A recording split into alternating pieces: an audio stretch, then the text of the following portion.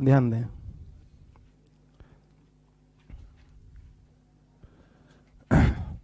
Focal length 10।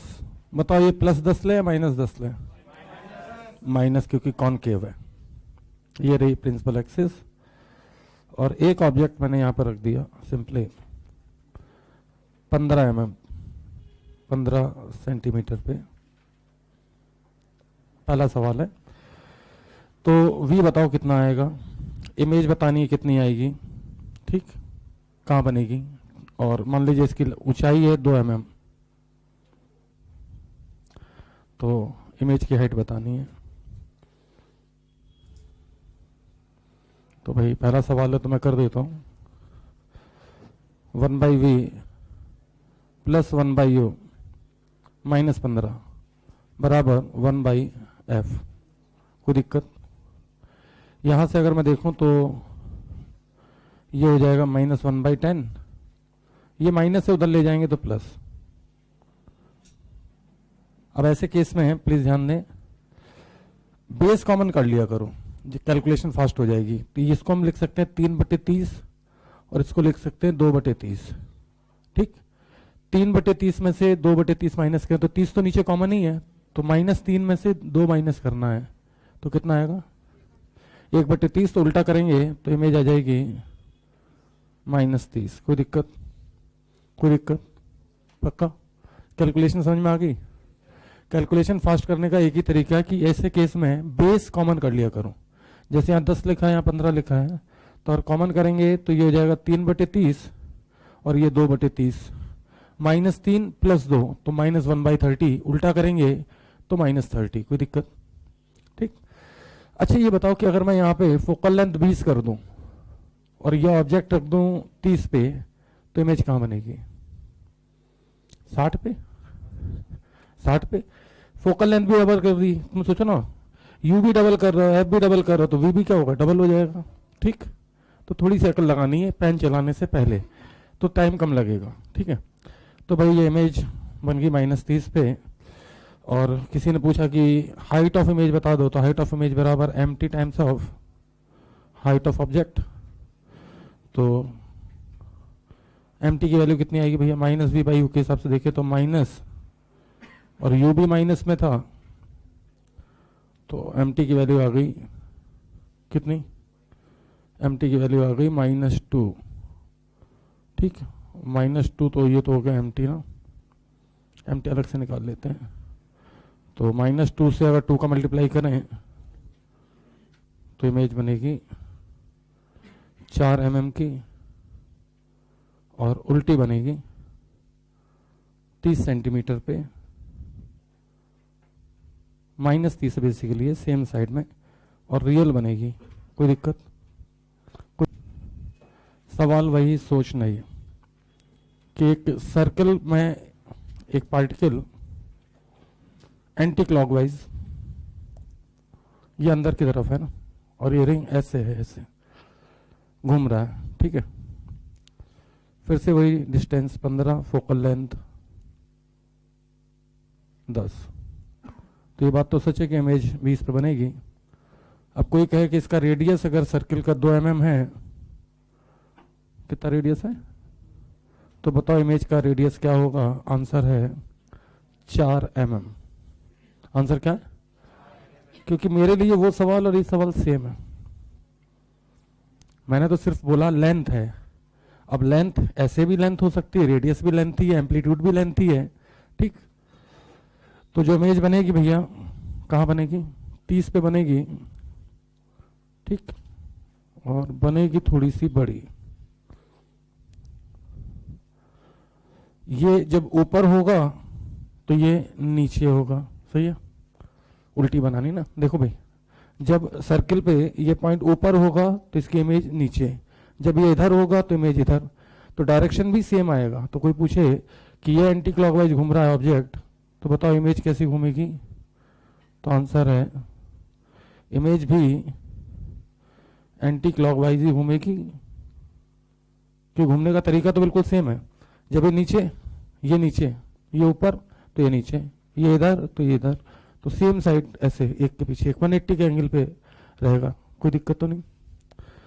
और image का radius कोई पूछे तो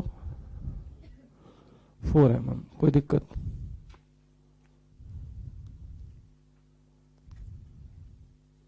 इमेज बनेगी कहाँ पे? 30 पे, कोई दिक्कत तो नहीं भाई इतने में? सही है। अगर इसी में मैं बोलता कि एक पार्टिकल एसएचएम कर रहा है, क्या कर रहा है?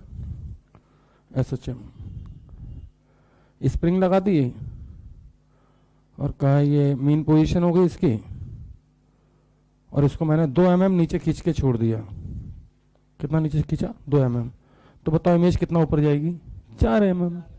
एक ही सवाल है। लोगों को लगता है कि नहीं नहीं ये तो यार स्प्रिंग लगा दी और ब्लॉक हो गया तो ये नया सवाल। नहीं नहीं, कुछ भी नहीं है। बस अंतर ये है कि अच्छा कोई पूछे कि इसकी और इमेज में फेज डिफरेंस कितने का आएगा, तो आंसर है 180 डिग्री है, क्योंकि जब ये नीचे जाएगा तो इमेज ऊपर, और जब ब्लॉक ऊपर जाएगा तो इमेज नीचे। तो 2 वेक्टर, एक ऊपर जा रहा है एक नीचे जा रहा है, तो कितना फेज डिफरेंस है? 180 का। ठीक,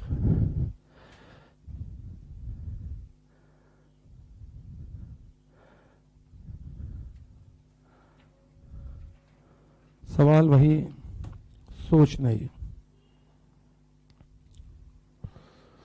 अच्छा, इसमें डेटा चेंज कर देते हैं। फोकल लेंथ 20 दे दे, ध्यान देना भैया, और ऑब्जेक्ट की डिस्टेंस 30 दे दे, तो इमेज अब कितने बनेगी? 60 पे। 8 पे नहीं बे, कितने पे? 60 पे। ये पूरा फोटो उल्टा दिखेगा तुम्हें। उल्टा पता क्यों दिखेगा? क्योंकि इमेज उल्टी बनेगी, तो ये मैक्सिमम एम्पलीट्यूड इसका होगा इमेज का 4 mm।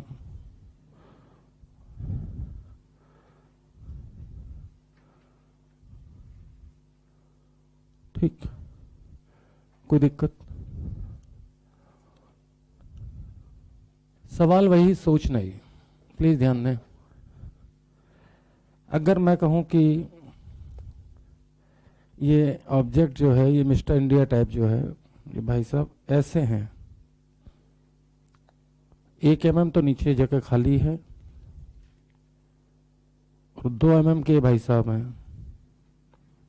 अब इमेज बना दोगे? तो बस मुझे तो अच्छे से पता, 1 का 2, 2 का 4 पता चला, और वो भी माइनस में, तो उल्टा कह रहे हैं। मतलब अब इमेज बनेगी मिस्टर इंडिया टाइप ऑब्जेक्ट है। जैसे वो पहले वो गाना नहीं आता मुकाबला मुकाबला, उसमें जूते जूते डांस करते थे, बाकी आदमी नहीं दिख रहा तो क्या करे? तो ये इतना गायब है। तो भैया ये 1 का 2 और 2 का 4, कोई दिक्कत? बनाओ, मैं तो इसी में छापूंगा धड़ाधड़ धड़ाधड़। मैंने 3 फोटो बनाई इसलिए लिए, तो इधर नोट नहीं कर पाऊंगा, मैं उधर जाकर छाप के जाऊंगा। कैलकुलेशन में अवॉइड कर रहा हूं बार बार कि अलग अलग वैल्यू देखें, क्योंकि मुझे पता है यू देगा एफ देगा तो वी तो कोई भी निकाल लेगा। कोई दिक्कत?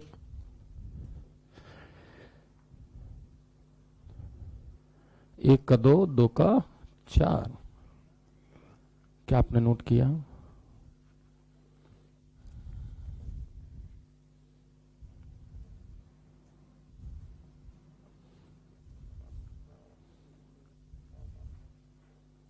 गौर फरमाए। आगे चलें।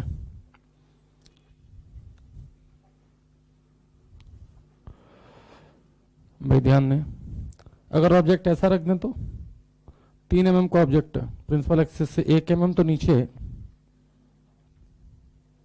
और 2 mm ऊपर। अब क्या होगा? 2 का 4 और 1 का 2। कहने मतलब उल्टा करेगा। उल्टा करने का मतलब है कि नीचे को ऊपर पहुंचा देगा और ऊपर वाले को। बताओ क्या सिखा रहे हैं? कुछ भी नहीं सिखाया मैंने अभी ऑप्टिक्स में। क्या सिखा रहे हैं? 1 का 2, 2 का 4, बताओ। और कल क्या सिखाया था? खड़ा है कि पड़ा है? तो अभी तो खड़ा ही है, प्रिंसिपल एक्सिस के परपेंडिकुलर। अब एक भाई साहब आए, बोले सर इसमें और लेंस में क्या अंतर है? तो मैंने कहा कोई अंतर ही नहीं है, बस इसमें रियल इमेज सेम साइड बनती है और इसमें रियल बनेगी दूसरी साइड। ठीक, ओ तेरी तो रुक जावे बना, रुको यार,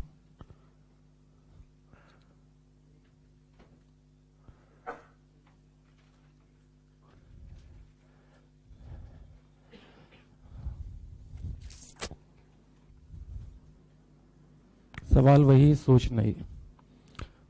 फोकल लेंथ अभी भी 10, लेकिन इसमें कॉन्वेक्स के केस में +10 होगी भैया ना। ऑब्जेक्ट अभी भी 15 पे, को बता सकते हैं इमेज कितने बनेगी? 30। बस अंतर कहाँ पे है, यहाँ -30 पे बनती तो वहां पे +30 से बनेगी, और कोई अंतर नहीं है। रियल यहाँ पे भी बन रही, रियल वहां पे भी बनेगी, चेक कर लेते हैं भाई।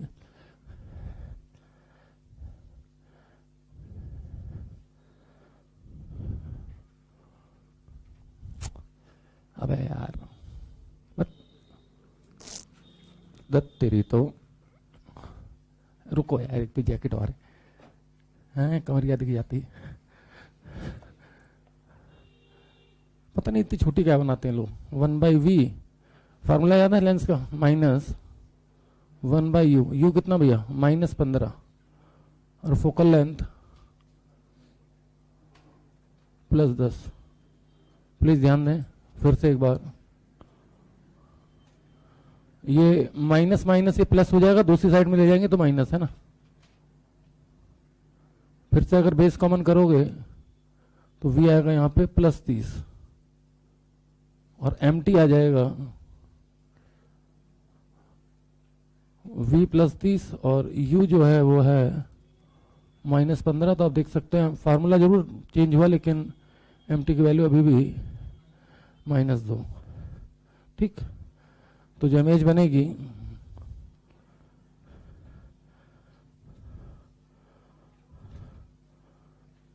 तीस पे बनेगी और रियल बनेगी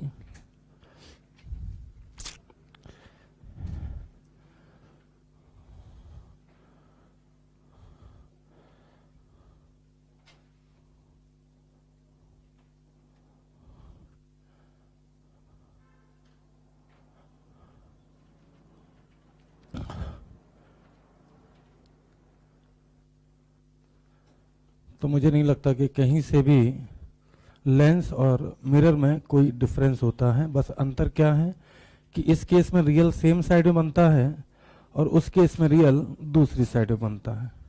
यहाँ पे भी अगर देखो तो इमेज रियल बनी है, इन्वर्टेड बनी है, इनलार्ज्ड बनी है, और यहाँ पे भी देखो तो इमेज रियल है, इन्वर्टेड है और इनलार्ज है। ठीक, कोई मतलब ये होगा कि मैंने जितने भी सवाल मिरर में कराए, मैं कराऊं या ना कराऊं, सारे के सारे लेंस के लिए तत्काल प्रभाव से कन्वर्ट होते हैं। सही है, जितने भी सवाल मैंने स्फेरिकल मिरर में कराए हैं, मैं सारे तो नहीं करा पाऊंगा लेंस में, लेकिन मैं ये मान लूंगा कि सारे के सारे फोटो लेंस में आप कन्वर्ट कर लेंगे, कोई दिक्कत तो नहीं। ये सेम फोटो सर्किल वाला मैं लेंस में भी पूछ सकता हूँ आपसे, सर्किल वाला याद आया, अभी वहां बना था, तो अंतर कुछ भी नहीं है। इसमें सेम साइड में बना था, उसमें अपोजिट साइड। इवन आंसर भी तुम देखो सेम है, इसमें बस आंसर आता था -30 पे इमेज बनती थी, यहाँ पे आंसर +30 में। ठीक, कोई दिक्कत? ठीक है, आगे चले।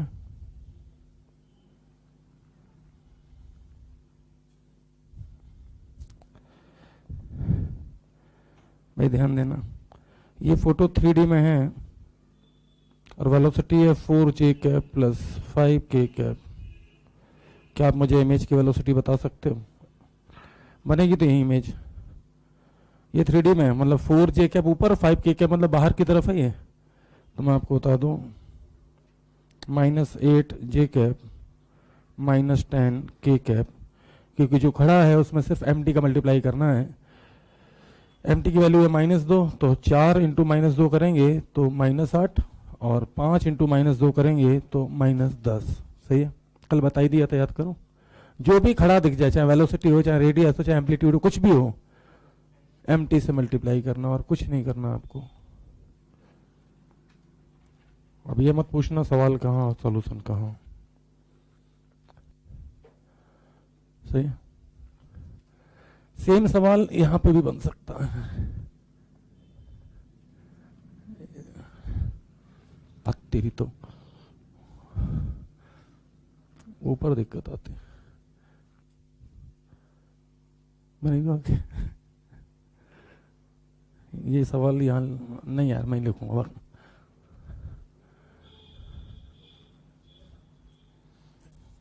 एक मिनट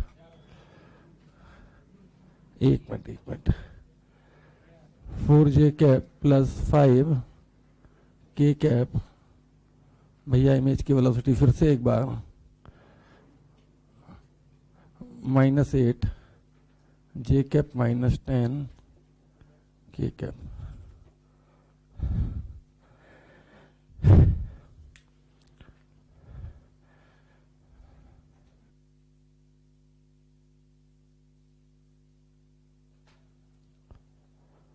सवाल वही, सोचना ही, गौर फरमाए। अगर ml निकालने तो कितना आएगा यहां से, ml माइनस v/u का होल स्क्वायर, तो -4। सही है, कोई दिक्कत? तो भैया ध्यान देना, मिटा दूं, रेजो की आईटी की शीट का सवाल है, लेकिन हाँ एलएन के पेपर में आएगा 100%। हाले कुछ नहीं करते भाई। एक ऐसे फ्रेम ले लिया इन्होंने छोटा सा ही, ठीक, स्क्वायर फ्रेम है 1 mm का। कहते हैं इसका पैरामीटर बता दो। सवाल लिख लो, find parameter of image. Find parameter of image. Image बनेगी तो यहीं पे फाइंड पैरामीटर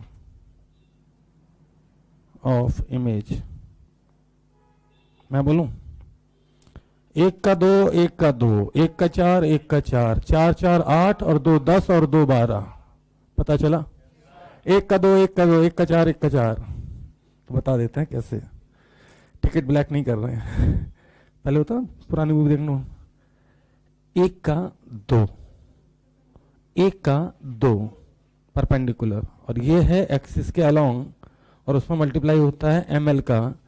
तो 1 का 4 और 1 का 4, तो 4 4 8 और 2 10 और 2 12। कोई दिक्कत? सही है। तो आंसर है 12 mm। जो पड़ा है उसमें ml मल्टीप्लाई करो, जो खड़ा है उसमें mt मल्टीप्लाई करो। ठीक, कोई दिक्कत? इतना ही तो सिखाया कल से लेके आज तक। कोशिश मेरी यही रहती है कि जितना आसान कर सकें चीजों को। अब ये लैंग्वेज तुम भूलोगे नहीं। हाँ, जैसे कोई बच्चा मुझसे पूछता है कि सर आपसे हम पढ़े हैं, तो हम सबसे पहले उससे यही पूछ लेते हैं कि किसी भी चैप्टर में, जैसे ऑप्टिक्स है तो खड़ा क्या है, पड़ा क्या है। तो अगर गंदी सोच का हो तो जवाब ही नहीं दे पाएगा। खड़ा पड़ा ये क्या था। तो क्या मैं आगे चल सकता हूं?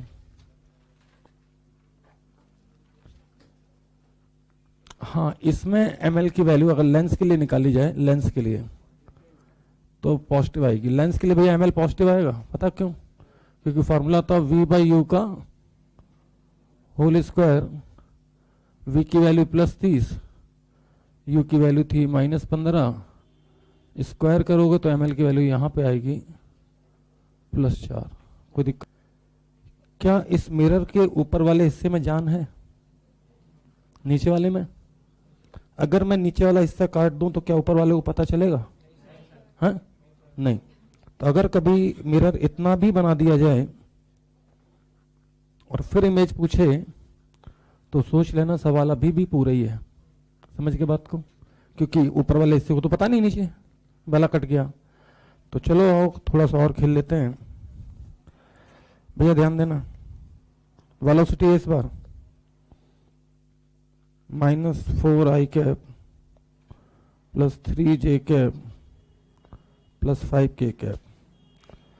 या फिर मैं ये ऐसे कर दूं, ध्यान देना, वेलोसिटी ऑब्जेक्ट की अगर कभी दे दी किसी ने vxi cap +v/j cap plus V Z के कैप, और इमेज की वेलोसिटी पूछ रहा है, बताओ क्या करें, कंसेप्ट बता दो बस। तो इसमें किसका मल्टीप्लाई होगा, एम एल का, और बाकी दो में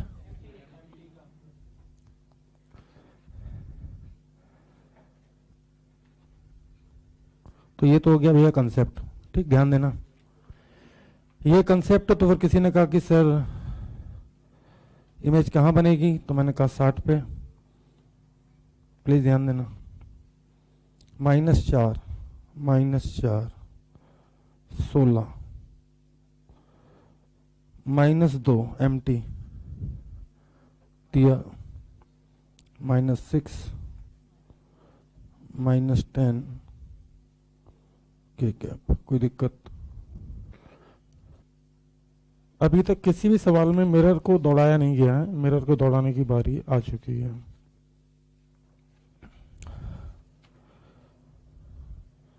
ध्यान दें,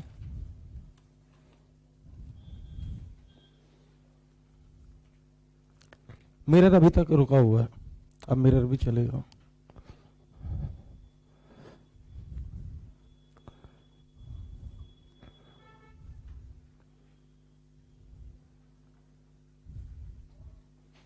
ये मिटा दूं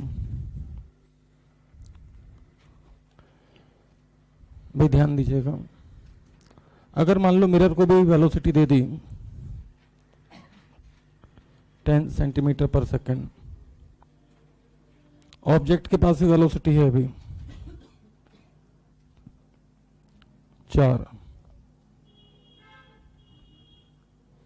तो इमेज की वेलोसिटी पूछ रहा है। ठीक, तो भैया अब की बार मिरर चल रहा, तो आपको याद होगा मैंने कुछ ऐसे पढ़ाया था, velocity of image with respect to mirror बराबर ml times of velocity of object with respect to mirror. कोई दिक्कत? याद आया? पिछले ही लेक्चर था। हाँ, मिरर रुका हुआ था तो कोई दिक्कत नहीं होती थी। ये एम टी और एम एल की वैल्यू तो भैया याद हो गई होगी तुम्हें। आई कॉमा एम को हम क्या लिख सकते हैं, V I minus V M. M L की वैल्यू मुझे पहले से पता है, -4 है। वी ओ कॉमा एम को हम लिख सकते हैं V O minus V M. कोई दिक्कत? वी आई मुझे चाहिए, वी एम मुझे पता है, कितनी है वी एम की देखो जरा, मिरर की वेलोसिटी है 10, -4, ऑब्जेक्ट की कितनी है 4, माइनस +10, इधर वाला वेक्टर पॉजिटिव, इधर वाला नेगेटिव। देखो जरा वी आई कितनी आ रही है कोई होनहार बच्चा? 2.4। नहीं यार, मेरे पास आंसर है 34। क्या आपको 34 दिख पा रहा है? क्या आपको 34 दिख पा रहा है? तो वेलोसिटी ऑफ इमेज आ जाएगी 34 आई कैप। ठीक है भाई, कोई दिक्कत? तो अगर मिरर भी चला देते हैं तो भी कोई दिक्कत नहीं है। ठीक, जे कैप के साथ तो वही डील होगी, एम टी, के कैप के साथ भी एम टी। ठीक, नोट कर लीजिए।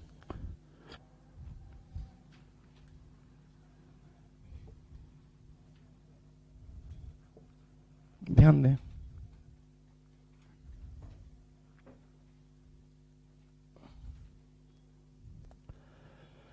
कल मैंने एमएल के 2 केस बताए थे। एक में साइज ऑफ ऑब्जेक्ट स्मॉल था, और फिर मैंने कहा था कि अगर दूसरा केस बाद में कराएंगे जिसमें साइज ऑफ ऑब्जेक्ट क्या होगा, बड़ा होगा।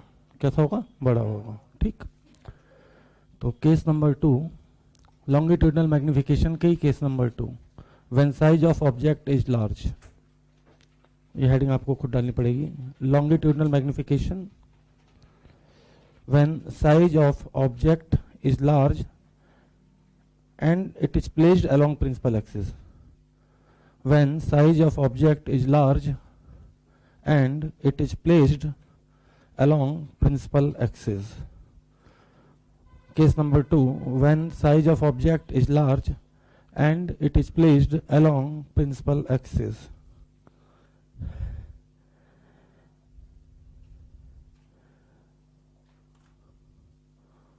When size of object is large and it is placed along principal axis. ठीक, तो सीधे सवाल से बात कर लेते हैं। एससीवी का सवाल है तो ठीक है, कोई दिक्कत नहीं है।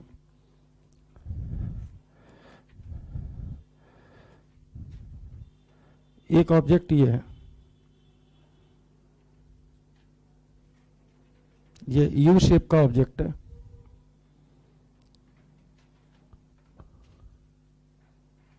फाइव mm या 5 सेंटीमीटर ले लेते हैं। चलो सवाल लिखें।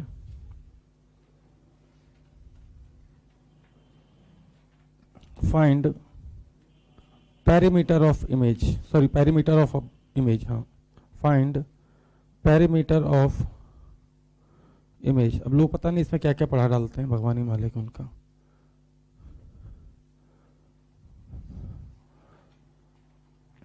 फाइंड पेरीमीटर ऑफ इमेज, आप करेंगे या मैं कर रहा हूं? तो सुनो यार, मुझे एक चीज अच्छे से पता है कि अगर कोई मेरे सिर की इमेज बना ले कि यहां बनी और पैर की यहां बनी, तो बाकी बॉडी की इमेज बनाने की जरूरत नहीं है, बाकी बॉडी की तो उसके बीच में ही बनी होगी। अगर मेरे सिर की इमेज यहां बनी है और पैर जो नीचे हैं इनकी इमेज कहीं यहां बन जाए, तो ये बात तो अंडरस्टूड है कि बाकी बॉडी की इमेज जो बनेगी वो उसके बीच में ही बनेगी। कोई दिक्कत? तो भैया ध्यान दें, निपटा दूं? 1 मिनट लगेगा मुझे निपटाने में। 15 की इमेज 30 पे, कोई दिक्कत? और मैग्निफिकेशन है -2, तो 5 का हो जाएगा -10। प्लीज ध्यान दे, बात नहीं। ये इमेज बन चुकी है A' B' और 10 सेंटीमीटर। किसी को दिक्कत इतने में? कोई दिक्कत तो नहीं? CD देखा, सेंटर ऑफ कर्वेचर पे ही रखा है। देखा, सेंटर ऑफ कर्वेचर का मतलब होता है इमेज वहीं बनेगी, क्योंकि फोकल लेंथ 10 है और ये 20 पे रखा हुआ है, तो सेंटर ऑफ कर्वेचर की इमेज वहीं बनेगी। लेकिन मैग्निफिकेशन आएगा -1। कितना आएगा? क्योंकि V -20, U भी -20 और एक माइनस पहले से लगा हुआ है, तो -1। कोई दिक्कत? तो भैया CD की इमेज यहीं बन जाएगी, C' D' और 5। प्लीज ध्यान दें, अभी खत्म नहीं हुआ। ये कहां बनी थी? 30 पे। तो यार बाकी जो है A से C की इमेज आपको बनाने की जरूरत ही नहीं है। बताओ क्यों? क्योंकि A से C की इमेज तो इसके बीच में बनेगी। तो ये भैया 20, ये 30, तो ये कितना? तो आंसर कितना? 25 सेंटीमीटर।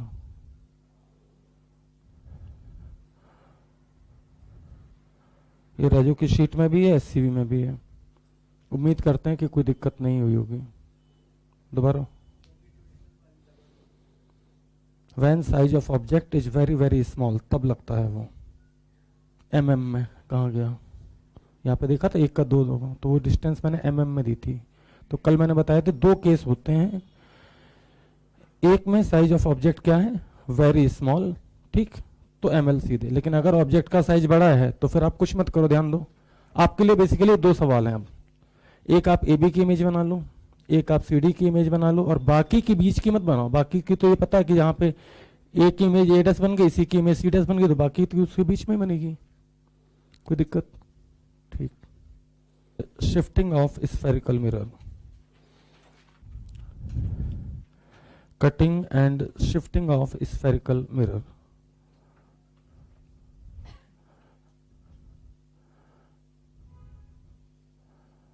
मिरर को काटने से फोकल लेंथ पे कोई प्रभाव नहीं पड़ता, पहले भी मैं बता चुका हूँ। क्योंकि जो हिस्सा बचा उसको ये तो पता नहीं होता कि नीचे वाला कट गया, क्योंकि जीवित नहीं है वो, नहीं भगवान ने उसे बुद्धि दी है, ठीक। तो मिरर को काटने से उसकी फोकल लेंथ पे कोई प्रभाव नहीं पड़ता। ये सवाल राजू की शीट के सौजन्य से है, लेकिन उनका बड़ा आसान सा है। मैं थोड़ा सा टफ और करूँगा, पहले आसान कराऊंगा जो उनका है एग्जैक्टली इंटीरियर टाइप में मिलेगा, ठीक, ध्यान दीजिएगा।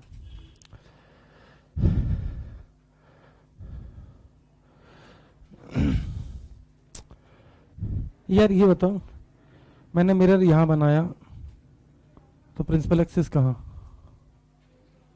यहां है ना। और इसी मिरर को मैं ऊपर और बना दूं यहां पे, तो प्रिंसिपल एक्सिस कहाँ? तो ऊपर। सही है? कोई दिक्कत? कोई दिक्कत तो नहीं इतने में? पक्का? पक्का ना? अरे जहां बनाते तो वहीं तो प्रिंसिपल एक्सेस होती थी, ऐसे तो मिरर यहां बना प्रिंसिपल एक्सेस यहां। अब ध्यान देना, एक्चुअली सवाल टफ है, मुझे कराना बड़ा आसानी से है। सामने देखना, एक मिरर मैंने यहां बनाया, प्रिंसिपल एक्सेस ये रही,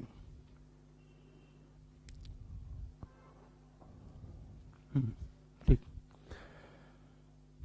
इतना हिस्सा काट दिया, अभी भी प्रिंसिपल एक्सेस यहीं रहेगी।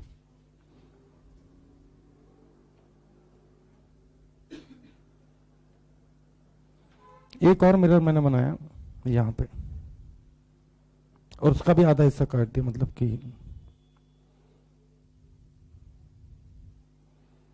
इसके प्रिंसिपल एक्सेस कहां, यहीं।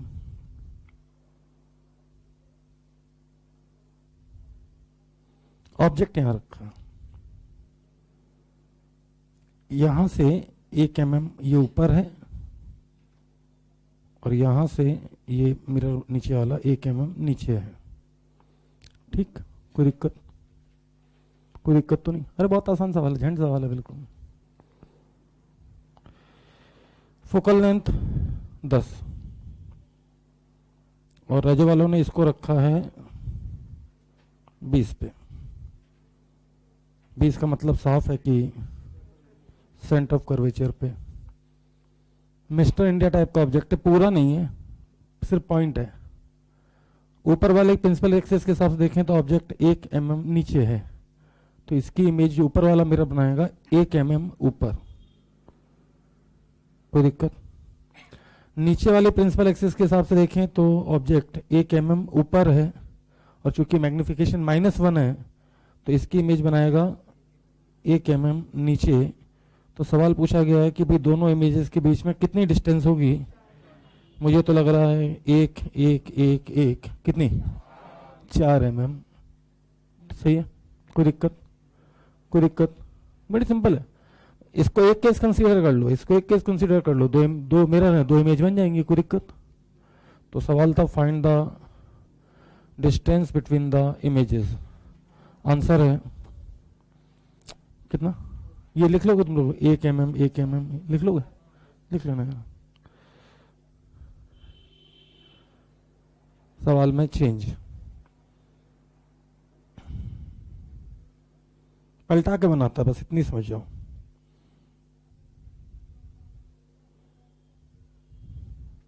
Find the distance between images.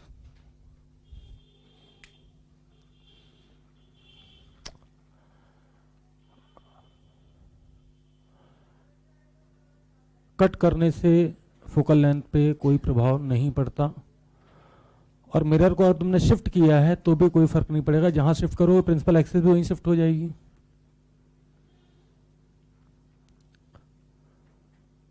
Mirror ऊपर बनाओ तो प्रिंसिपल एक्सेस ऊपर शिफ्ट हो जाएगी, मिरर नीचे बनाओ तो प्रिंसिपल एक्सेस नीचे शिफ्ट हो जाएगी।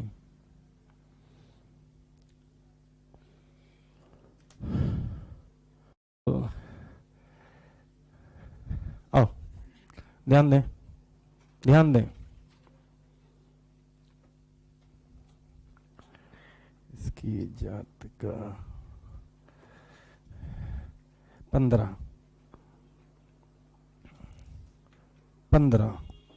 तो इमेज बनेगी कितने पे? 30 पे। 30 ऐसे, और मैग्निफिकेशन आएगा -2। तो भैया यहाँ जगह थोड़ी कम है, तो अगर मैं इस हिसाब से देखूं तो ये ऑब्जेक्ट इस प्रिंसिपल एक्सेस से 1 mm नीचे, तो -2 का मतलब यहां पे कहीं I1। और इस हिसाब से देखें, इस एक्सिस के हिसाब से देखें तो 1 mm ऊपर, 1 mm ऊपर, तो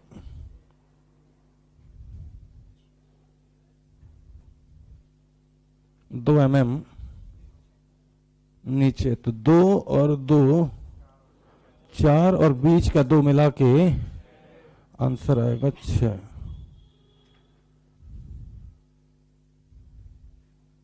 ये 15, और इमेजेस जो ये बनी हैं ये बनेंगी 30 पे। कोई दिक्कत? कोई दिक्कत? दिक्कत? 1 का 2 1 का 2, -2 है तो उल्टा। यार तुम कुछ मत सोचो, ये 2 सवाल है तुम्हारे लिए, पहले नीचे वाला भूल जाओ नीचे वाला। ये प्रिंसिपल एक्सिस है, ये ऑब्जेक्ट रखा है 1 mm नीचे और मैग्निफिकेशन है -2 और इमेज बनेगी 30 पे, तो 30 तो यूं लेते हैं और -2 है तो इस प्रिंसिपल एक्सिस से ऊपर जाएगी। ठीक, अब ये ऊपर वाला सवाल भूल जाओ, अब नीचे वाला सिर्फ देखो। ये प्रिंसिपल एक्सिस और ऑब्जेक्ट रखा है यहाँ पे इस प्रिंसिपल एक्सिस से 1 mm ऊपर और पॉइंट ऑब्जेक्ट है, मतलब पूरी लाइन नहीं है, पॉइंट ऑब्जेक्ट है, तो उसकी इमेज कहाँ बनेगी? 30 पे बनेगी और 2 mm नीचे बनेगी। तो इस तरीके से देखो तो ये 2 और बीच का 2, तो आंसर आ गया 6। कोई दिक्कत?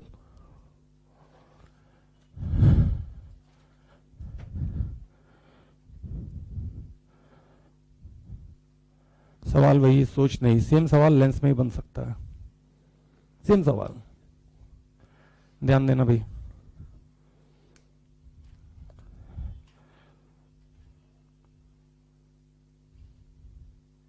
ये लेंस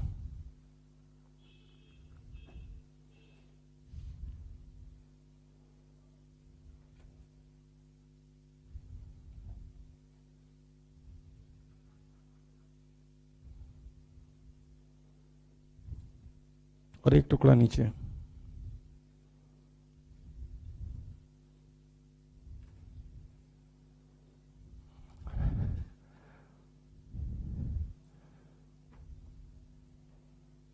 बीच की डिस्टेंस अभी मैंने ऑब्जेक्ट यहां रखा है, वही घिसा पिटा 15 पे,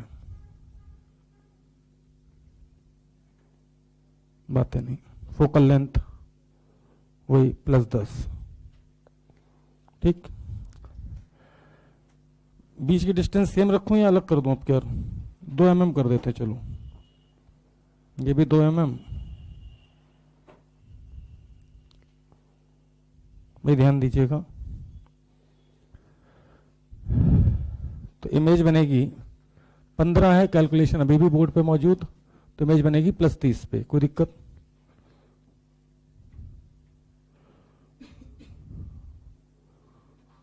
अब अगर मैं मैग्निफिकेशन की बात करूं, बातें नहीं, तो मेरे लिए एक सवाल ऊपर वाला और एक नीचे वाला। इस लेंस के हिसाब से देखूं तो ऑब्जेक्ट 2 mm नीचे है, तो इमेज बनेगी -2 से मल्टीप्लाई करूं तो 4 mm ऊपर। सही है। और इस लेंस के हिसाब से देखूं तो मेरा ऑब्जेक्ट इस प्रिंसिपल एक्सिस से 2 mm ऊपर है, तो इमेज बनेगी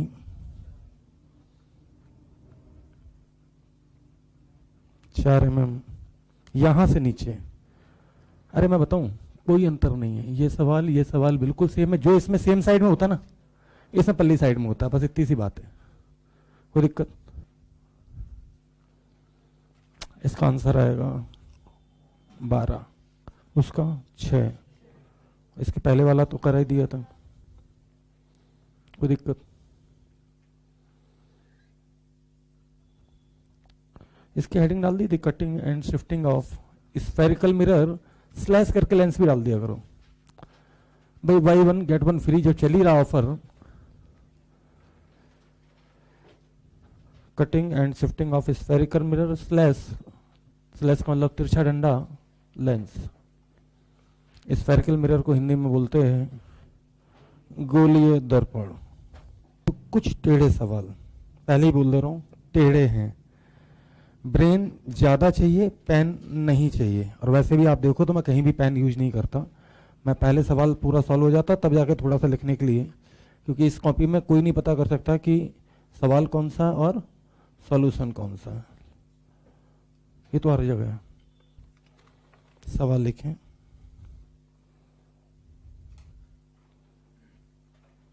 find the value of small d, find the value of small d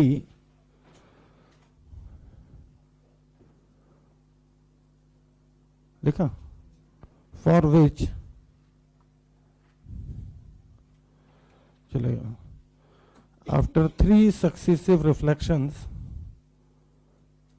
for which after 3 successive reflections final image coincides with object itself.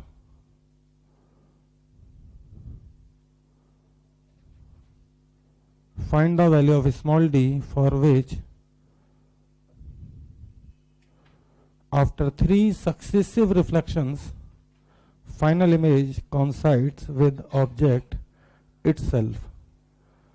Small D के किस मान के लिए 3 क्रमागत परिवर्तनों के पश्चात अंतिम प्रतिबिंब स्वयं वस्तु पर बनेगा? पहला इमेज आपको बनानी है M1 से, पहले M1 से बनी, दूसरी M2 से, तीसरी फिर से M1 से। ठीक, सवाल वही, सोच नहीं है, सवाल की लैंग्वेज वही रहेगी। Find the value of small D for which after 3 successive reflections final image coincides with object itself। इस सवाल के 2 आंसर हो सकते हैं, इस वाले के। इसमें नंबर ऑफ रिफ्लेक्शन नहीं बताया उन्होंने कि कितने रिफ्लेक्शन के बाद इमेज ऑब्जेक्ट coincide करना है। चलिए भाई ये भी लिख लीजिए। Find the value of D, तीसरे सवाल में find the value of D for which final image coincides with object itself। Number of reflection उन्होंने क्लियर नहीं किया है तो मैं भी नहीं लिखा रहा हूं। Find the value of D for which final image coincides with object itself। Focal length f ही दे रखी है उन्होंने। Find the value of d for which final image coincides with object itself। मतलब आंसर f के term में बताना, उसमें 4f आ जाएगा। वो ऐसे कि भाई कोई कहे कि अगर मैं यहाँ पे फोकल लेंथ पे रख दूं इसे, इधर से भी 4f और इधर से भी f, तो ये डायग्राम कुछ ऐसा बनेगा। लाइट ऐसे जाएगी और पैरेलल आएगी, और पैरेलल आती लाइट कहाँ मिलती भैया? फोकस पे। ठीक, कोई दिक्कत? तो इस हिसाब से तो ये f और इधर भी f है ना। और मान लो इसको सेंटर ऑफ कर्वेचर पे रख दें, ये खुद ही सोचना है। तो लाइट सीधे ऐसे जाएगी, रिफ्लेक्ट होके 90 पे, ये ऐसे जाएगी, रिफ्लेक्ट होके सीधे 90 पे। ऐसा फोटो भी बना सकते हो।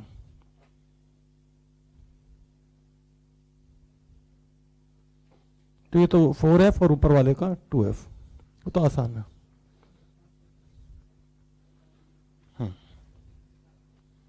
ध्यान दें, मैंने यार अभी पहले सवाल से यहां शुरुआत की थी और मैंने कहा था कि अगर आप 3 सक्सेसिव रिफ्लेक्शन के बाद चाहते हैं कि इमेज ऑब्जेक्ट पे बने तो सेकंड रिफ्लेक्शन नॉर्मली करवा दो, नॉर्मली, ताकि लाइट रे जिस पास से जाए उसी पास से लौट आए। दोबारा सुनो मेरी बात, तुमने नहीं सुनी।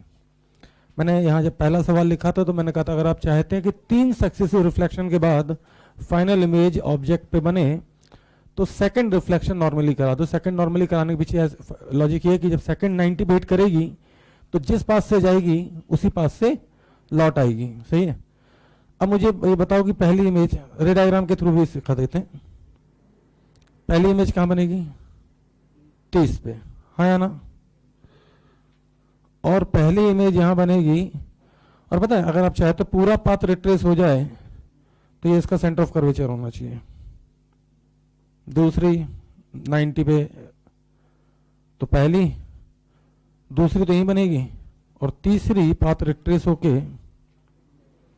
यहां बन जाएगी। कोई दिक्कत? और ये अगर सेंटर ऑफ कर्वेचर है तो ये 20 है और ये 30 था, तो आंसर 50 है। कोई दिक्कत? कोई दिक्कत? पहली इमेज यहां पे भी बने, लेकिन जो पहली इमेज बने वो इसके सेंटर ऑफ कर्वेचर पर बन गई तो दूसरी भी यही बनाएगा और पूरा का पूरा पाथ रिट्रेस हो जाएगा। रिट्रेस मतलब जिस पाथ से गई थी। और पाथ रिट्रेस करवाने के लिए मैंने कल भी बोला था, अभी शुरू में बोला था कि सेकंड इमेज जो बननी चाहिए नॉर्मली बननी चाहिए।